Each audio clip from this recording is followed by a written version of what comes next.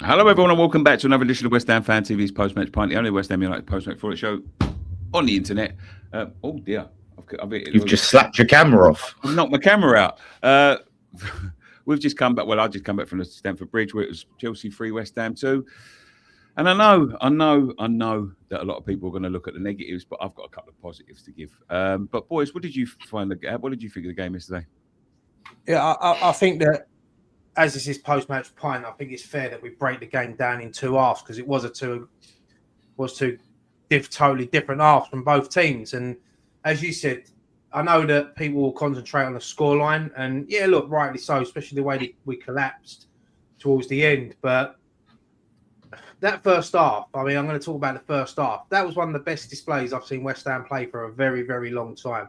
The confidence, even Gary Neville said it in commentary, it was like a team playing in the top half, pushing for Europe.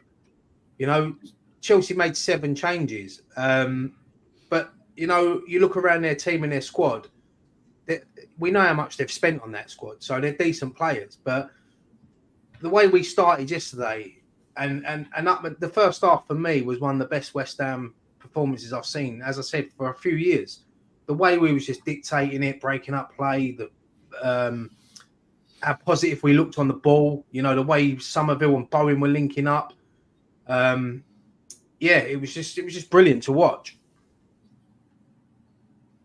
I listen. I agree on that. I said that about the first half. I was entertained. I saw fight, pressing. I saw everything I wanted to see from this team all season, and yeah, I was completely buzzing with it. You know, so yeah, of course, we started the first half, but unfortunately, the game as a whole, same old story. And it doesn't matter how good you play in the first half if you just do the same thing every single time and go, right, that's it. We've attacked enough. Let's sit back and let them have all the chances. And that was our undoing, unfortunately. But like I said, in terms of the players and commitment, and what they gave us and the way that they was able to play and that formation, I think, has just done wonders for so many players, the change in tactics. Yeah. And it's freed up a lot of players, and it was a joy to watch. You even look at the difference from like 4 games ago to now, even like Somerville's goal. 4 games ago, Somerville's not even in that position. And if he is in that position, he's probably taking a touch. You know, he's not hitting it first time, but the confidence he's playing with at the moment. And you know, you look at that bit of play down the right where he backheels it to Bowen backheels it to him, and then bang, we're on the counter attack. And then Chelsea were just all over the place, you know, and they had to make the subs at half time. You know, we're all sitting here thinking we wish they didn't, because it looks like a masterstroke from their manager, which in the end it was. But you're right. Look, it is a 90-minute game, and at the end of the day, the blame comes down to Nuno with his subs. You know, we could all see how Chelsea were beating us in the second half. It was all coming through the middle. So for me, I don't know why he put Kilman on and went to a back 5 when all he had to do was put either Potts or Magassa in there just to shore it up a bit, break up the play, and you know, we probably would have seen that game out and got 3 points. Yeah. I do agree. I do agree with everything that both of you said. To be quite honest with you, like we can't be blowing away 2 goal leads. But I've got to say this: like I was there yesterday, and the fans, they knew they were seeing something decent in the first half. You know, you could hear them. I'm sure you heard them on the telly. You know, we were buzzing with what we saw. And we came into the game yesterday thinking, well, if we can make a game of it, and if we get beat by 1, and we all said it, if we get beat by 1, that's the way it is, and you know we're not expecting to go there and do nothing, and to be disappointed by coming out against one of the top sides who have spent £1.5 billion on their team, and I think yesterday was case in point about squads. You know, squads are so important in football because you see what we've got on the bench and you see what they've got on the bench. It's chalk and cheese, you know. Yes, they made 7 changes, but when you spend £1.5 billion, you know, they have £100 million players running out around in midfield, 2 of them who started.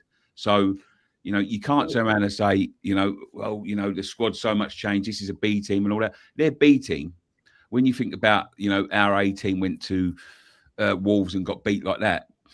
to tell me 3-4 games ago, when we got beat by Forest, when we got beat by Wolves, that we'd go to Chelsea and we'd be losing in the last seconds after being 2-0 up, I would have laughed in your face because I said we would never be in that position, right? But what I did see yesterday, and I'm telling you now, right, what I saw yesterday between these players, and there's, it's all about the work rate.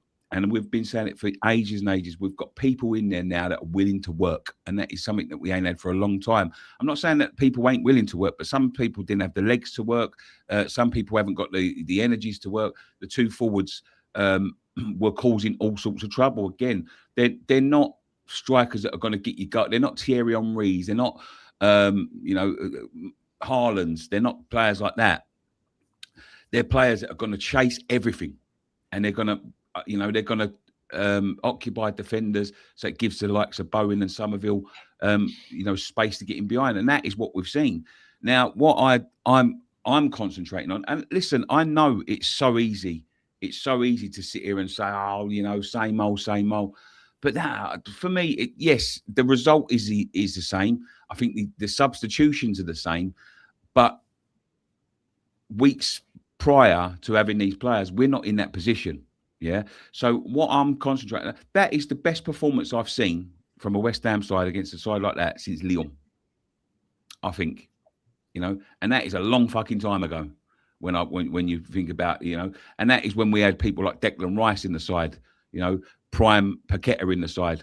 Oh no, he wasn't with us then, but we had a lot of players that were in their pomp at the time. So what I want to concentrate on, which I said this morning, is we've seen that fight is there, right? Start like that against Burnley next week. We blow him out the water before half time. Doesn't matter what happens in the second half. We're 4-5-0 up. Yeah. Start like that against Man United. We could be in the same position, 2-0, 3-0 up. And you can't make the mistakes again. Play like that for a longer period. Yeah. And we beat most teams that we come up against in the next 5 games. That includes Liverpool, because Liverpool are vulnerable. I agree with what you're saying. I 100% agree with what you're saying. You can see the difference in there, and there are now runners in the team. There's a bit more fight. There's a bit more spirit. There's a lot more confidence in that team. The only thing is just the collapse. It's just the way we collapse when we concede. And we concede. I mean, look, we concede that goal in the second half and to Chelsea make it 2-1. And instead of us just thinking, yeah, do you know what? All right, we've conceded the goal. We're still winning. Let's just get our foot on the ball. We panicked and we backed off, and that's when he made the sub and went to a back 5, and we just invited Chelsea on. And unfortunately, when you invite teams on, they're going to score goals. We've got the leakiest defence in the Premier League, and you could see what was going to happen. And look, did we deserve to lose that game? Probably not. A draw would have been a fair result, because first half we were better, second half they were better. The only difference is they took their chances. We had other chances to score, and that's it. That's the problem. We look at Burnley and we can look at Man United and we say, oh, if we play a good 45. But again, if we just don't put away our chances, we might score 1 or 2 against those teams, but you can't trust this team to see the game out, because we all see what happens. Nuno just doesn't have the spirit to bet on the team. And the thing is, I get it. We can't play like we played in the first half for 90 minutes. That's not sustainable. I get that, right? But on the same token, it's the fact of, like, once we've had that period, it's like we just barely attack again. Like, it's just like, that's it now. We've done all our attacking. Everything's defending for the whole rest of the game now. And that's what frustrates me. You bring on Wilson, who's completely isolated. Feel sorry for him. And I look at Man United. I agree. It was the wrong change. I don't know what he's fucking thinking about with Kilman, because you see it the other week when he came on against Forest, or was going to come on against Forest. The coach is saying, "What the fuck you doing?" Like, you can see he's not learning. That's the problem. He's not learning. This is the problem. Yeah, this is the problem. But I see his post-match interview as well, and I see what he said about we didn't defend well enough and all that. Listen, it's not. And this is the concern, right? We've made a lot of movements out and in this transfer window, more out than in, right? And the fact of the matter is this: they have addressed the attacking threat. They've got out the person that seems like he was the rotten apple, which was bringing the squad down. But what they haven't done is addressed our biggest issue, and that is the centre-back issue. And what happened at the end of the game yesterday, he's a silly boy, Todibo. He is a silly boy. But that being said, it was one of them things where the frustrations were going over. They brought Cucurella on to wind people up. That's what Cucurella does. If you see what happened and you see what the reason why he got frustrated, Adama Traore, Cucurella falls over, yeah, and Cucurella punches the ball out of play with his arm, yeah, and he turns around and what he does is he's going to get the ball. He's turning around to look at the lineup. The lineup's not flagging, right? He's punched the ball. Look at it again. He punches the ball out of play, right? And then obviously he gets frustrated. He's a big old lump. He chucks him to the floor. It all goes off. Why Todibo come over? If it was fucking Bowen getting in trouble, I'd understand because he's a bit smaller. But fucking, I think Adama can do all right on his own. You know what I mean? So, why he comes over and starts grabbing people. Mavropanos, they all did. Everyone came over. Yeah, it was frustrating. And I think it was there was a couple of things that you could look at. There was probably a couple of West Ham players that could have gone in that incident. There was probably a couple of Chelsea players that could have gone in the incident. But the same old again, right? And I'm not moaning about the referee, but every decision went their way. Every single one. That VAR for the second goal, for Chelsea's second goal, Delap chucks Mavropanos to the floor, jumps up with Kilman. Kilman heads it against the bar, and then he two hands pushes him into the net, right? They checked that, and they said it wasn't a foul, right? I see a goal disallowed the day before because the geezer was in and around that area of the goalkeeper. Like this, honestly. Yeah. Listen, that thing. Yeah, go on, Ryan. No, go on, mate. No, go on. I'm just going to quickly say on that scuffle. I'd like to see it. Obviously, I'm gutted at Todibo, and we'll talk about the ramifications of Todibo going off. But it's a London derby at the end of the day. I remember the Battle of the Bridge, Spurs, Chelsea, when it was all flaring up, and we all loved it. We all want to see that. I mean, I was on flipping Sky, and they're telling me, no, we don't want to see that. It's naughty. They literally use the word naughty, and then cut me off. But for me, London derby, it was just all the players were at it. It was a scramble, and at that point, you dish out a few yellow cards and you calm it down. But he went to the monitor, and I get it. You can't put your hands on the, like, he put his hands near the front. I get that. But he's just looked at a small couple of seconds of that incident, hyper focused on that. Didn't look at the greater context, what happened before, build up, after. He looked at that, and he was always going to send him off. Well, I was watching the scuffle as it happens, right? And listen, I'd have preferred nobody to get sent off in that incident, right? Nobody. Whether it been a Chelsea player and all that. Because he jumped over, he grabbed him by the throat. If you look at a couple of seconds later, the goalkeeper goes and does exactly the same thing. They don't look at that, right? You look at, there was one point when I was looking at Mavropanos slap. I saw the incident in front of that, right? Because he missed him. Cole Palmer had come up to him and clumped him around the face. But they didn't even look at that. But they didn't even show that on the telly. They give him a little, like one of them Mavropanos. He did get, I think he got him. No, give him a little. Cole Palmer come over first. Cole Palmer, they was having a scrap. They was having a go in the goal, and Cole Palmer clumps him around the face. But they don't. And you even see at Gary Neville's that they're looking at saying about Cole Palmer, but it wasn't Cole Palmer's slap. It was the one where I think Mavropanos just looked at him and give him a little slap to say, like, calm down. You know what I mean? Like, it's all going up. Like, with going back to what you said about Cucurella, I don't think they brought him on to wind everyone up. They brought him on because we was killing them down the right, and they had to make them changes. And whatever you think of Cucurella, he's their best left back, and he's going to call threat down the left. With the incident, I mean, look, I don't get why why Traore has kicked off, because at first I thought it's because they give a goal kick. That's what I thought. So all that's escalated. I mean, Pedro's come over and pushed him into the back. Mate, the geezer wanted the beef. He turned into a vegan within seconds, mate. He ran away. He weren't having that beef, mate. When he turned round, he shit himself. And I'm not surprised with the size of Traore. But look, I understand why players come running in, because you're 3-2 down. You're in the relegation zone. You know, you look like you're going to lose the game. Frustrations are boiling over. You know, you see your teammates kicking off. You go over there.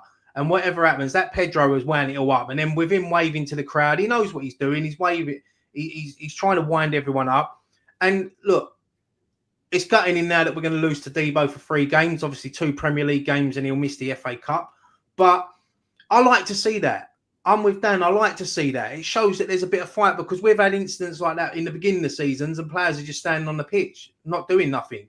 Show a bit of fucking fight. Yeah, I don't think anyone should have sent, because that referee, the same referee, the other week, Semenyo done exactly the same thing with I think it was Casemiro in the Manchester derby, and he didn't send him off. So this is what I'm saying. Like, I understand that Tadibo shouldn't have done it, but he shouldn't put his arms around around the throat. But frustration's boiling over. It's right in front of their crowd. You got people in the crowd fucking dragging the players as well. You know what I mean? Because they were that close. It was a shit way to end the game. Like, and look, they could have scored 4. Cole Palmer had a chance at the end, and that could have been 4-2. And then, we would never have deserved that scoreline. But it's frustration's boiling over at the end of the day. Yeah, 100%. And look, Tadibo missing is a massive blow, because it means unless we do something drastic, we're probably going to have Mavropanos and Kilman as our centre-back pairing for the next 2 Premier League games. Tadibo getting sent off, mate, could be a blessing in disguise, because now we might have to go out and fucking sign a centre-back tomorrow. We have to sign a centre-back. We can't go through these things. If they get Desarcy in, right, this geezer or something, like say they get him in, he ain't played since April. So he ain't going to be up to speed, up to match fitness before them 2 games. So we'll have to play Kilman, or they might go like unless they get someone of quality and someone that I think is ready to come in and hit the ground running and match fit, then I can't see it making a difference. You know, that's who they sign. And I made this point this morning, right? Because as I said this morning, there was 2 different West Hams on show yesterday. The one that we've seen. The ones that can't deal with crosses, the worst. But that is the best I've seen for a long, long time. And we need to concentrate. We need to hope that is the. I thought we was good against Sunderland, though. Like, I don't think it was an anomaly. No. I think that was against the quality of the position where we're playing. It was the best. The form they're in. Yeah. I think that was. But it was a progression of Sunderland. Like Dan's just said there about Sunderland, and I agree. And Nicky's, and we're all agreeing we played the best we've seen. But look at the coincidences, both in the first half. Sunderland first half we were brilliant. Second half we dropped off. So it is a second half thing. Look, I would have had more respect for Nuno yesterday if he would have left it as a back 4. He'd have took the 2 up top off and put Magassett and Pops on, and thought, do you know what? We'll shore it up, and then we'll play Bowen on the halfway line, or anything, or Somerville, or then maybe bring Traore on and leave him up top. Because as soon as we went to that back 5, I knew you could see what was happening. And to be fair, their first goal, the second goal, Cucurella's goal, Kilman done really well to keep that out. He done really well. And he was pushed in the back. Momentum pushed him into the back of the net. If he weren't there, he probably could have turned around and maybe boom it down. To be fair, no. 2 hands. I said this on the Inspector Action with Scott. The thing is with Kilman in that instance, the cross comes in. He obviously mistimes his jump. He don't get high enough, so the ball goes over his head in the first instance. Like, if you look at it, and we see that a lot. Like, for crosses, we are so shit at defending crosses. It don't matter who's in the back line, and that's a worry. To be consistent, look, what's his name? Diouf came in, and I get it. Like attacking wise, his crosses are brilliant, but he's not quite as good defensively as Scholes. And he's constantly getting, he can be susceptible and weak on that side. And just those crosses come in, and then our centre backs just don't know what to do. They don't know how to deal with them, and that's to our detriment, And it's just the same we can see like the similar type of goals every game. Yeah, and I mean, Wan-Bissaka was a big plus yesterday. I thought he had a brilliant game, and he got 2 assists yesterday. But you know what? You talk about commentators' curse. You see the stat that they put up at half-time that in Premier League history, Chelsea have never come back from 2 goals or more down at half-time and won. And then as soon as they say that, you're thinking to yourself, for fuck's sake, we could all feel it, I thought, Bowen had that chance in the second half, but it was offside anyway. So, but, he should be finishing it, whether he's offside or not, because, you never know. The big one was a Tadibo chance. to Debo at the end. he's Get the post. Could have made it. Yeah, could have made it 3-3. You know, we talk about That another was game where that was for 3-2. We would have gone 3-2 up. what? No, I think that was after. I think that was later. To Debo? Yeah. The Yeah, Tadibo one, right The point Debo blank. one was the 86th minute. It was a point blank range. That one, the one where he's 86th minute. Yeah, that would have been 3-2 to us. Are you sure? I thought Definitely, that was 100%. after. That was like 100%. the last chance. I don't. No, Tadibo was off by then, mate. Can't be the last chance, would it? Got sent off. No, I mean the last. Well, we didn't really do anything after he went off the game. It would have been 3-2. But believe me, it would have been 3-2. I was there. Wait, the 86? Yeah, I don't know. Maybe. To be honest, I can't remember what it was in the game. But either way, whether it was the first minute or last minute, he should have scored. Once again, we're talking about a game where with Areola, you can see why people love him and hate him.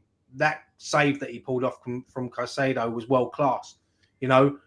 And then like he goes, I thought he could have done a lot better on the their first goal with Pedro. You know, he was in no man's land. You know, he ran into the post like he didn't know where he was. And to be fair, it's a great header from Pedro. You know, back across the goal, and that's what happens. But there's a lot of positives to take, you know. But it's still at the end of the day. Yesterday was 5 points. Today is 6 points now gap. Leeds took a hammering yesterday at home to Arsenal, and obviously Forest and Palace drew earlier, which, you know, that's a good result for us. So next weekend, you know, Burnley away for us and Forest and Leeds play each other. That's a massive weekend. We need 3 points at Burnley. We can't care what happens on the Friday night. It might be a good thing that they play on the Friday night, because then we know what we've got to do. Well, we know what we've got to do anyway. We just got to keep winning. But now it's 6 points. It's down to 2 games. But this is why we can't keep going, well, do you know what? The other team's so good. Look how much money they spent on the squad. Look at the quality of the squad. We have to just take it positive. Like, we can't keep doing it. When it comes to Man United, who are in a great run of form at the moment, we can't afford to do that. When we go to Anfield, we can't keep saying, well, that team's just so good and we can't expect to beat them, because we've left ourselves in a situation where I didn't say we shouldn't expect to beat Chelsea. You know, we went into Chelsea and I predicted a draw and you two predicted a win. You know, but I think it's disappointing to come out, because if we'd have come out there at 4-0, there would have been no surprised people. You know, I think the performance was important. And I think the level of the performance against the top side shows that we've got it in us. But also, the same mistakes can't keep on happening.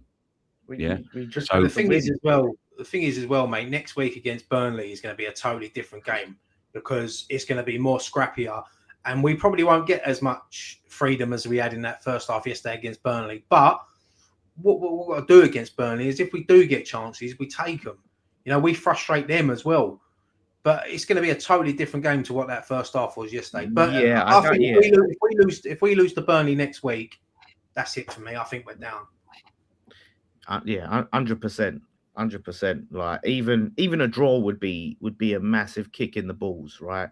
A massive kick in the balls, because like you said, like, we're not going to get the space that we got against Chelsea. So if we do win, I think it'll be much tighter. I don't think you're going to see necessarily us going 2-0, 3-0 up. I think it'll be a tight, like you said, scrappier one, and a more physical game. And that's the problem. To have Kilman and Mavropanos, most likely, as it stands, as our centre-back pairing, is a huge blow. It's a huge blow, man. Like, so we are literally going to have to outscore the opposition. We're going to have to outscore them. And that's the problem. That's why it's not sustainable right now with this defence. Because could you imagine if Mavropanos did get a red card as well yesterday in the incident? Do you know what I was thinking about that? And that's about our two centre backs, best centre backs at the moment. Because to Debo, we've all said it over the last probably 6 or 7 games. He's improved so much, and he's improved a lot under Nuno, and Mavropanos as well has been decent. But we just know the problem with us and what we've got is we're going to have to go back to what Newcastle used to be back in the days under Keegan. We're just going to have to, because we know we're going to concede. So it's that's what I'm saying. it's a shame. No, I was gonna say that's why I just don't think it's not sustainable, like to just keep outscoring because we've I think it seen depends how what many who the chances we opposition do are, Dan. miss. I think it depends What? who the opposition are. Yeah, but this is what I'm saying. I Like, we're think if not we gonna do be that, able what to. we've done yesterday, and this is proof when we played Sunderland against the lesser team, I think we see the game out just by pure fucking Yeah, odds. but the thing is, I mean, look, if we do that every week against every Yes, other team, I shit. mean, fucking, hell, we'll be top 10 by the. But unfortunately, it don't work like that. Well, But I did say earlier on in the season we haven't had our purple patch yet, you know, and I hope this is not the end of the purple, but we just got to keep it going. You know, that was a yeah, fucking good performance yesterday for 60 minutes. Yeah, it's it is what it is. You know, nobody expected to get when you looked at it. At the thingy, nobody expected it to come down to Chelsea, whether we win, lose, or draw there. Right? People say, well, we're probably going to lose that one. There are games after yeah, this, right? but it I don't see the matter lead. what I we see the Leeds expect. fans We in the have to. comments. Look, they were fucking terrible yesterday.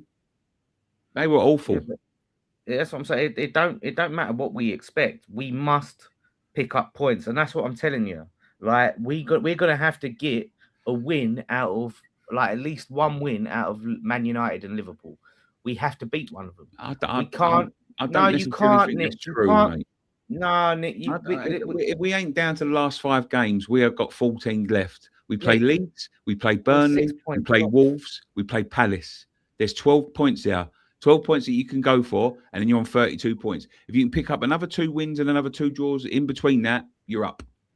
Yeah, Done. but this is big ifs. This is big ifs, Yeah, Nick. it is That's big we ifs, got but to be I'm just saying, realistic. what I I'm just saw saying we can't keep yesterday. writing off games. There's no free No, hits anymore, Nick. I'm not writing off games. I'm not Yeah, but writing you're off just games. saying you're basically saying they're free hits, and it's like, No, yeah, I'm well, not saying. How am I saying that? we have to start winning games we're not expected to win. We're six points, right? To I you, don't it don't believe that's sound a true lot, though, Dan, because but there's enough in there that we 6 points. would be expected to win, that we would pick up Yeah, wins but and we're win not them going to up. win every game we're expected to win. But we're not That's going to just lose not going to everyone we're happen. expected to lose. Yeah, but that's what I'm saying to you, Nick. Because of that, we're going to have to win the games we're expected to lose. Not all of them, but we're going to have to start winning some of them. And what I'm saying is 6 points. It's a big gap at this stage. It may not sound like it to I don't you. think it's as big a gap as you think it is. Well, it's a big gap I because don't think it's you as big a win gap as you two. think it is. Well, I think it's a big gap. It's a big gap, but I don't Because think it's as big as you think it is. well, it's as big as I think it is because if you to do that, we got to win 2 in a row, right? So you got to win 2 in a row and then hope the other team loses 2 in a row just to get level, right? And then obviously you've got to go into the next game and hope you get something and the other team don't get something, right? Yeah. And so every single week you have the chance to either close the gap or widen the gap. So there's the margin for error is so tight because while there are a lot of points to go, right? Say we lose to Burnley, Yeah. and Forest and Leeds have got to play each other, right? So one of them, Leeds could win and they go 3 points clear, and then you got Man United and Liverpool next, right? And say, like you said, well, we're not expected to win But them, this so we lose is them. why we have to look at it week by week. Yeah, but no, but well, we're on a channel where we're looking at our fixtures, right? We're looking at our fixtures. You look at the and you- fixtures, and you listen. and then you got I've looked at the fixtures, and I've turned around and go, win that, lose that, draw that, win that, lose that, draw that. Don't work like that. No, it don't. And that's what I'm saying, Nick. I'm just saying we can't go and play Man United. There was a game that went on today, Forest and Palace, right? And everybody yesterday say they pick up maximum points tomorrow, Forest. So that's 8 points. And they didn't. I don't remember saying that. I remember saying we all said. I said everyone that spoke to me yesterday. Oh, right. Well, everyone on this channel, they win that game. There's no way they don't win that game. They beat Brentford last week away at home against Crystal Palace. Is 3 points in the bag. They drew. Yeah, well, the thing is, this is the thing. Obviously, they lost their goalkeeper and they conceded a penalty. But they go to Elland Road next week, which I think Leeds win that, right? But all I'm saying is we can't keep playing the Man Uniteds and the Liverpools and these teams and go, it's fine to lose. Like, we've lost that, but it's all right because we weren't expected to beat them. We're going to have to start to win one of these because the other teams around us have done that. Like, Fulham Forest went to Anfield and put 3 past them. So for us to go Anfield and lose and go, no, it's okay. It's Anfield, it's Liverpool. What I'm saying is we can't keep doing that. We've only got so many of them left. Burnley's not going to be the walk over that we think is the roller. We've got Fulham. A lot of games. What? We turned around a 10-point gap in 9 games before. I'm just talking about what we've got in front of us, Nick. I'm just saying the margin for error is not big as you think. Everybody is talking like 6 points and that's it. It's over. It's not. No, they're not. We're just saying it's a big. They are, mate. To me, you've got to find 7 points because of goal difference. So we just got to look and we need to get 7 more points than the 2 teams above us. We can look at Palace and Spurs. Maybe they'll get dragged into it, but just concentrate on Forest and Leeds. They're the 2 teams that are in front of us at the moment. Look, I agree. You just got to take it. You just got to take it game by game. From what I see yesterday against Chelsea in the first half, we can compete against United, Liverpool. Because they're 2 teams that are vulnerable sometimes. Yes, United are on a good run, but I watched their game just before I come on here. They were cruising at 2-0. Fulham got it back. They got a late winner. United. They're a team that we can go to these places and we have to. At the end of the day, I do agree with what Dan's saying as well, is that we have to go at these teams because if we're going to make up these points are probably going to come from United, Liverpool. I think we've got to play Man City as well. And look, for me, Man City are just, and Arsenal as well. They're going to be 2 different. Leeds found out yesterday. I mean, Leeds fans would probably take that one on the chin yesterday because they're playing a good Arsenal team. All right, no one likes losing 4-0 at home, but you're going to get them results. It's about all beating the teams around you, and then just you talking about purple patches. I hope that we haven't had our purple patch because we have been playing well. Because we know we're not going to win every game now towards the end of the season. We just have to hope that when we drop points, the others around us drop us because it could have been a lot worse. 6 points. If you offered me now, last game of the season at home to Leeds, winner stays up, I think I'll take that now. Yeah. Game, I'll take that. Yeah. Listen, I agree. The problem is with us, that's 18 points now we've lost from winning positions. 18 points. That is unbelievable. If we had half of them, we'd be all right. And we'll probably be in Europe. If we keep doing that, then I don't see how we have a chance. So that's until we see any indication that we're going to stop just throwing away leads, then I don't have this confidence, that we're all of a sudden Nuno's going to be visited by 3 ghosts and wake up and decides, do you know what? I'm not going to go and bring on Kilman when we're a goal or 2 up. Do you know what? I'm going to, like you said, pack out the midfield a bit more. Do you think? Maybe I'll put on. Do you think, with obviously the incident we see last week when he brought Kilman on against his assistant manager, do you think that was Nuno sort of saying, "Look, I'm the manager," and he sort of done it to prove a point, bringing on Kilman yesterday? Because I think that is, mate. Do you know what I think he's trying to do? I think he's trying to get him to get some sort of form and give him some confidence. And we can't afford that. We can't afford to be doing that. We can't afford to do that. I agree. We can't afford that. Play him in the FA Cup game. I think he was trying to put a sub on, put him on, see out the game, and say, "You see, son, you can be part of this team. You've got confidence and all that." But and to be honest, we are second goal.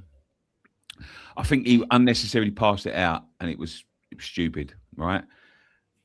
But I don't see him as the issue yesterday. Completely. You see that pass he tried to play to flipping. Who was it? Was it Somerville? He just passed it out for a throw, and he's just put we're there trying to make a counter attack. He's on the ball. So many players do that, Dan. I've seen so many players doing that the other week. He's just shitting it. And even if you take away Gilman, 5 at the back's not the answer. I agree. But listen to what I'm saying. I think that was Nuno's thinking. He's thinking, put him in. We see this out, and he'll get a bit of confidence because. Yeah, but it was stupid thinking. That's what I'm saying. Right. Okay. Well, let me finish what I'm saying because I don't think we're going to sign a centre back today. I don't think we are. Well, we can sign one tomorrow. Tomorrow. Yeah, sorry. I don't think we're signing one today. I don't think we. Or maybe now that we've lost to Debo, we might. But what I'm thinking is, he's trying to sort of prove himself or get him to. We was playing well, and he's trying to get him into a bit of form because he knows he's not going to have anything more to cover him. Yeah, but it was a bad idea. And as you say, it's thanks to Tyler, by the way, for the 499 super chat. We just need to be within 2 points. It's the same shit over and over again. But wait till Burton. We got Burton coming up. Start him against Burton. Like, that's the time. But to go, like I said, even discount Kilman 5 at the back, it's just not the way, mate. It's just not going to work like that. You think you can just stick more defenders? I think Nuno brought Kilman on just to try to see out the game. I don't think he brought him on to give him minutes. I literally think he was trying to be a bit clever and pack out the back and then just frustrate Chelsea. But look, I'm not a professional manager. I'm not a professional coach. But even I can see pack out the midfield. That's where we was losing it. So if I can see that, why can't a manager who's on fucking millions of pounds a year see that? Don't be stubborn. Listen to your assistant manager. Sometimes they can see things that you can't. That's why good managers who are at the top of their game always have good assistants, because they can see things that maybe the manager can't. So don't be stubborn. As I said earlier, I would have brought on Potts on Magassa just to put them in there with Souček and fucking just to break up that play, because if we'd have just soaked up that period for 10 more minutes, Chelsea would have just been out of the game. We'd have got back on top. I believe that's what I believe. I know you can sit here and say, yeah, like we lost 3-2. Yeah, I know that, but I'm just saying it from what I see, sitting there watching it, we could have soaked that up a bit, because Chelsea, because you noticed when, I can't remember, there was a break in play, and after that break in play, Chelsea were on top. There was a break in play, and then the game started, and we was back on top for 5-10 minutes. But then that's when the sub happened. That's when we made the sub, and then it all went to shit. Yeah, killed us. Yeah, that's it. The win yesterday would have been huge, but what I have to say, like, as well, Souček, I thought had a very good game yesterday. Like, even his passing, like our passing in the first half was brilliant, and even his passing, which probably one of his weakest points, was on point yesterday. So I used to that. Whereas I have to give him credit because he had a very good game yesterday, and he's actually this new formation, this system is benefiting so many players, like including Souček. Souček's really flourishing in it, and this is the problem. Like, where it's going so well, and so many players are benefiting from it. As soon as you change it in that second half, then those players that are now benefiting from the change in formation, Somerville, Souček, Bowen even, are now hindered because we're going and changing it to 5 at the back, like, and that's the issue. But in terms of the starting formation, great. I really want to give Nuno credit for that, man. But I mean, we hadn't even mentioned. Obviously, we mentioned Somerville's goal, but Bowen's goal as well. I mean, the work down the right. Bowen's crossed it. He's not meant to shoot, but even Pablo, him just sticking his leg out has made the keeper second guess, and that's why the ball's gone in. If Pablo ain't diving in for that and got his foot up there, the keeper probably would have saved that. Have you seen the angle when he shoots? The keeper's there to collect it, and he backs off because Pablo is coming in, and he's thinking, shit, he's getting a touch on this, and he backs off. And because he backs off, it just rolls into the corner. Yeah, I mean, and look, if you put the ball in, things like that are going to happen, and you think yourself, you 1-0 up at Chelsea, and you're expecting Chelsea, you're expecting them to get back in the game, but they just couldn't. And we took advantage of that again, and we're 2-0 up. And to be honest, we could have been 3 or 4 up in the first half. They were that bad. But in the second half, their manager makes the changes, new lease of life. He brings on, the 3 players at half time. I think, was it 5 subs he made in the end? They all made, I think the 3 subs that come on at half time, I think 2 of them were involved in the goals, weren't they? Yeah, well, 2 of them scored the goals, didn't they? I mean, they're players though that start for them. That's their start. Yeah, but I'm very surprised to see them. I think I'll take a little bit of. I'll take a little bit of positives from that, because it took their superstars to come on, and then players that are worth millions and millions and millions of pounds. But then you could say, if they didn't decide to rest their first team, we might not have been anywhere near it. Yeah, but I think by the time they come on, I think our players have just, pounded themselves into the fucking ground. You know, so I take it as a positive. It took them all of their fucking superstars to come on and beat little old West Ham with a last-minute winner. And there's two ways you can look at it. Yeah, we can look at it like we capitulated, but they are, you know, them players cost that much money. As I said before, they got 230 million pounds running around in the midfield. Yeah, That's but that's probably all on bait. Like twice as much as our old teams fucking worth. And Fulham take points off, and Bournemouth take. They don't sit there and we don't sit there and look and what they've got all this ain't in the position that we're in, Dan. Yeah, we're in a position where we have to scrap. We have to get wins. We did scrap. So that's what I'm saying. We did scrap.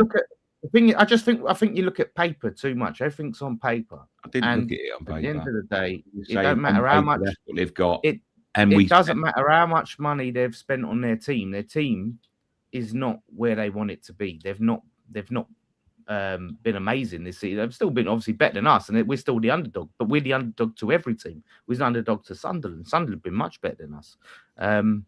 So when it comes to how much money they spend, it don't matter how much money they spend because you can spend it shit. Mate, you can look at it how you want. I'll look at it my way. You look at it your way. You look at it your way.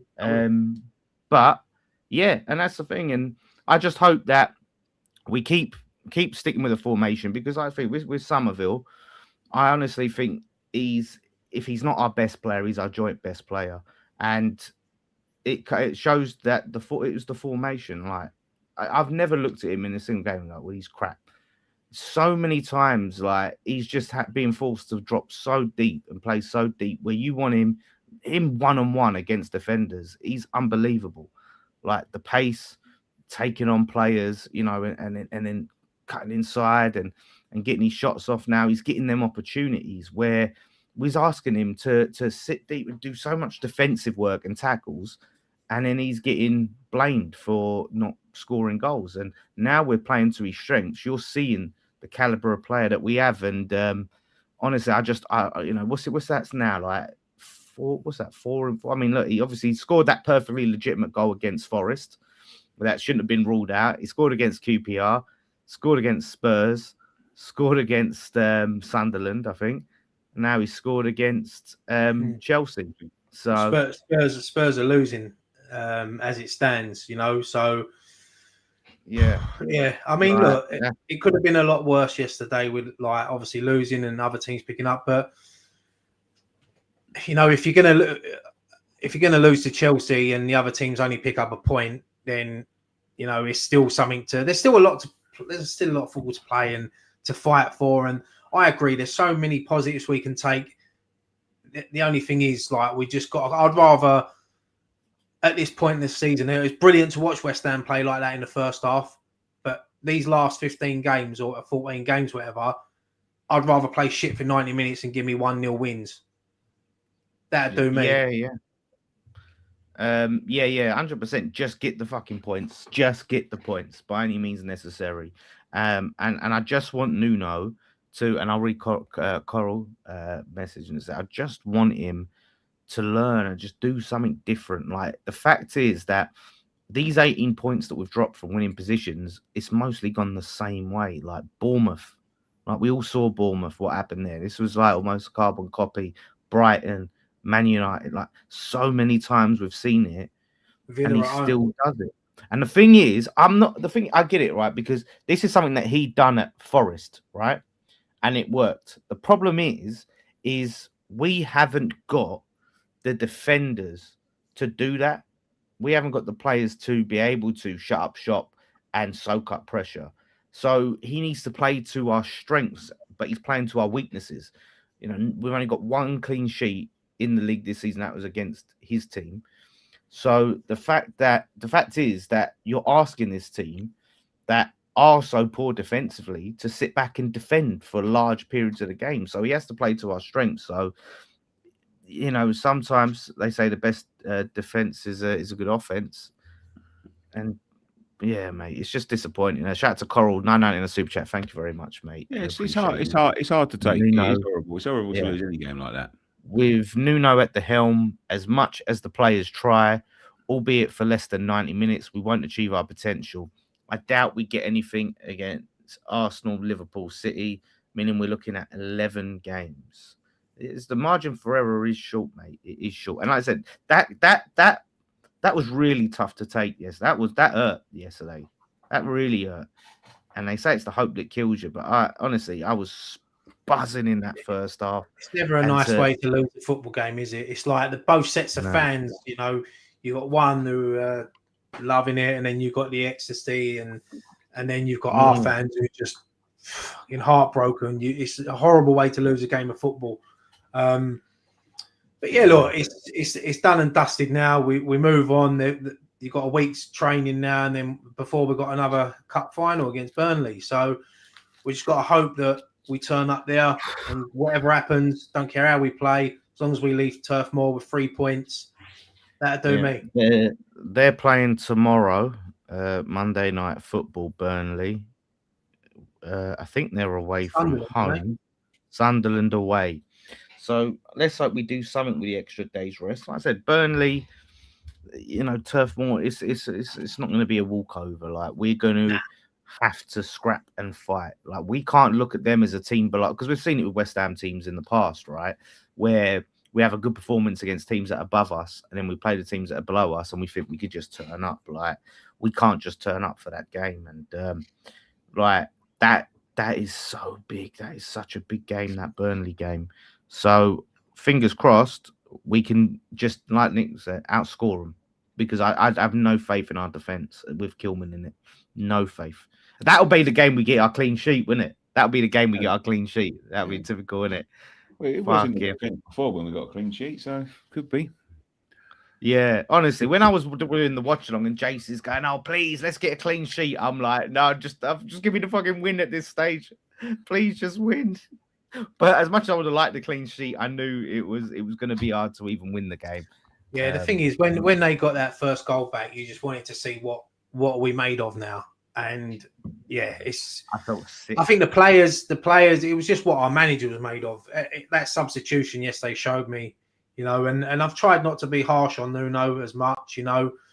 I know there are people that can't stand him, and I do get that, but you know, I think that there was games where the players were letting him down, but now the players are stepping up. So now I know, look, managers are paid to make these decisions, but it's the wrong decision. We just got to hope that it doesn't cost us in the end.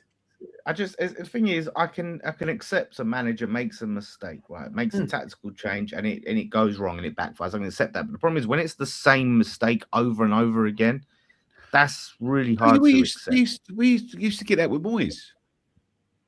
We used to get the same with Moyes. We used to see saying the same thing and people fucking ignored Moyes, you know what I mean? So no, but I don't, to be fair, look, I was someone who was very heavily critical of Moyes. In terms of game management, I think Nuno probably has the worst game management I've seen. I don't know. Moyes was pretty. In terms of we sat here saying the same things about Moyes. Mate, 18 points we've lost from winning positions. I don't know how many instances of Moyes that we've done that. 18 points from winning positions, and near enough all of it is tactically. Like that's astounding. Like honestly, I can't. No, it's poor. It's poor. I've got to stick up for Moyes there because as much and of me of all people, only game management is a massive. Yeah, he hasn't got all the players that he needs to do the things that he wants to do. But then you can't keep doing this. I know. But he hasn't got. He thinks he can do them, but he can't. So, but you got to know your limitations, right? You got to know this is my squad. These are their strengths. These are their weaknesses. If I go and try and put an extra defender on and then just let the other team have all of the ball and then park on the edge of our box, we're not going to be able to sustain that. We're going to concede. So he needs to come up with another solution. Like I said, he could try what Ryan said. And I agree. I think that would have been the right thing. Pack out that midfield a bit more. Yeah, it's correct. He just needs to get it right in the second half, because first half, the last few games have been spot on. You know, even when you look back at that Tottenham game when we got the last minute winner, you know, we weren't great in that second half, but we didn't panic and we went and got the winner.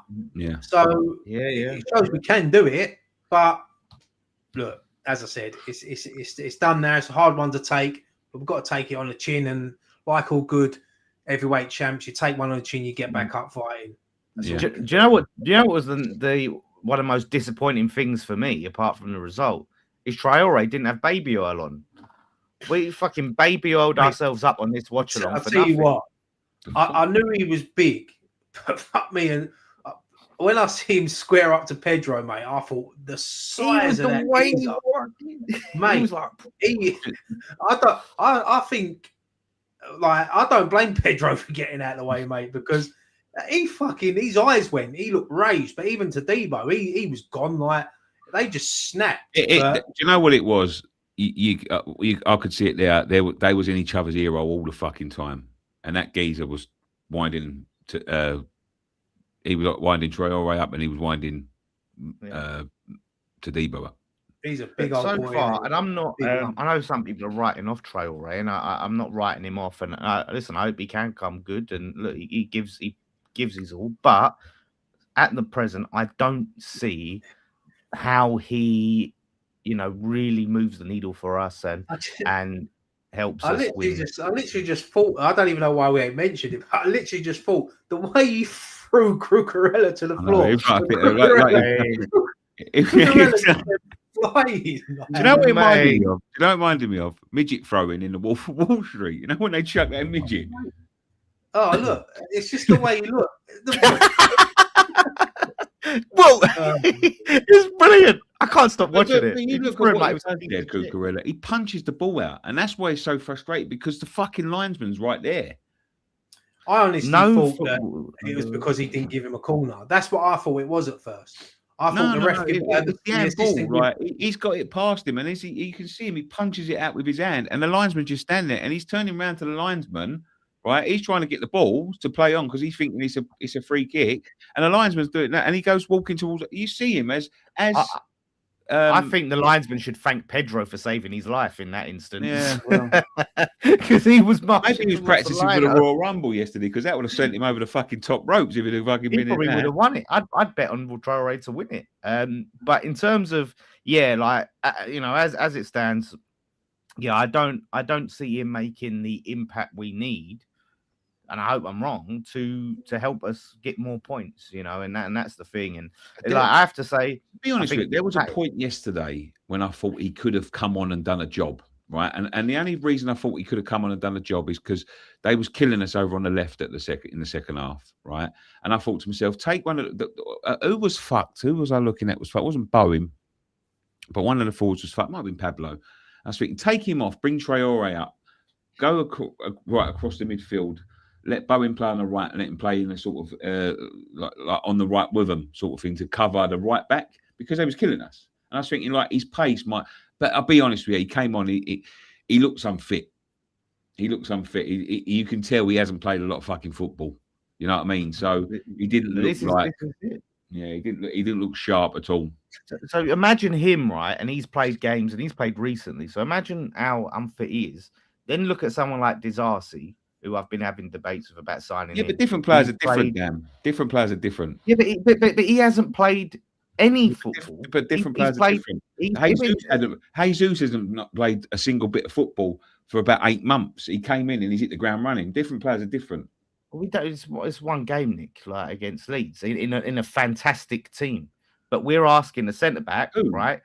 Jesus, he's been back for the last 5 weeks. He's been scoring more. He hasn't been. Yeah, but you're saying he's hit the ground running. He has. Like, he scored yesterday, didn't he? He scored. Yeah, he scored for about 4 weeks on the spin. He's hit the ground running since he's come back. Did he score against Man United?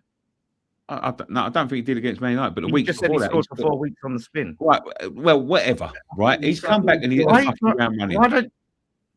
Why are you getting shirty when I'm giving my opinion? You're interrupting me. Well, I'm not. Well, you are. I was just basically going into my disaster thing, and you've chirped up, and now I'm responding to you getting shirty. No, but what I'm saying is you just presume that because every I'm player not presuming anything. I'm just not finished saying what I'm saying. All right, mate. Right, wrap it up. All right, wrap it up then. Who gives a fuck about Jesus anyway? I'm just I was just saying, he's just, all I'm saying is, I was trying to say. No, because you look at things as black and white, Dan. You're like, he ain't played. Well, we ain't played football. Your Traore ain't played football for fucking so long. So what's Disasi going to be like? And nor has Jesus, but Jesus has come back and hit the ground running. No one gives a fuck about Jesus. Ryan just said it. I agree. No one gives a fuck about Jesus. But you, okay. I look at things in black and white. You're Mr. On Paper. You're Mr. Paper Man. All right, mate. You're Mr. On Paper. All right, mate. Wrap it up. Wrap it up then. Why are you fucking still running your mouth? Wrap it up then. Yeah, well, at least no one got muted this week. I know. Yeah, I know. But I'm just sitting there giving a point, and then he's getting defended. It's not a point. It's not a point if there's something else going on that fucking nullifies. It's not a point if I don't get to finish it, is it? It's not a point if I don't get to finish it, is it? All right. Is it a point if I get to finish it? Am I not finish point and then fuck off? Quick. Desarcy ain't played since April. He's played for the under-21s, and he was shit in the under-21s. He played like 2 games. And all I'm trying to say is, we want players that can come in and be fit and available straight away. And I just don't think that's the answer. That's my opinion. You don't have to like it, but that's my opinion. Thank you. Thanks for your opinion. Thank you very much for joining us on this week's edition of West Ham Fan TV's post-match pint. We'll be back again this week with all the content building up to the Burnley game. And I'll be there if you're going to be there. I think you're coming, Ryan, aren't you? We've got a ticket for you? Yeah, I think so. Yeah.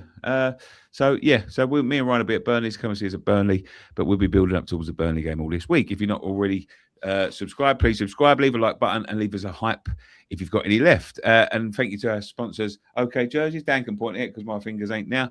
And yeah, that's it. So we'll code Nicky 10. 10% code Nicky off. 10 for 10% off. But there we go. Thank you very much for joining us. One thing left to say. Come on, you irons. Come on, you irons.